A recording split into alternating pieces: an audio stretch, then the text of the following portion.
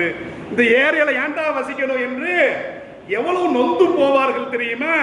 என் பெருமான் ஸல்லல்லாஹு அலைஹி வஸல்லம் அவர்கள் சொல்றாங்க, நல்ல அண்டை வீட்டுக்காரன் என்று சொன்னால் ஒரு முஸ்லிமாக இருக்க வேண்டும், உனக்கு நோவினை தராதவனாக இருக்க வேண்டும், அதோடு மாத்திரமல்ல உனக்கு நன்மைகளை சேர்ப்பவனாக இருக்க வேண்டும். சில பேர் சில பொம்பளைகளை பார்க்கிறோம், இந்த வீடெல்லாம் கூட்டி எல்லா கண்ட துணி எல்லாத்தையுமே ஏத்த வீட்டில் போட்டது. அவன் எந்திரிக்கிறதுக்கு முன்னால ஏத்த வீட்டில் குப்பையை சேர்க்கிறது இன்னும் பெண்களுடைய நிலைமைகளாக இருக்கிறது.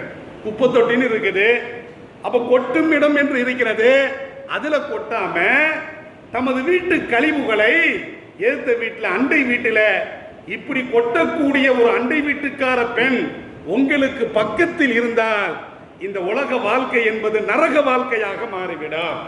இஸ்லாம் சொல்லி காட்டுகிறார். அதோடு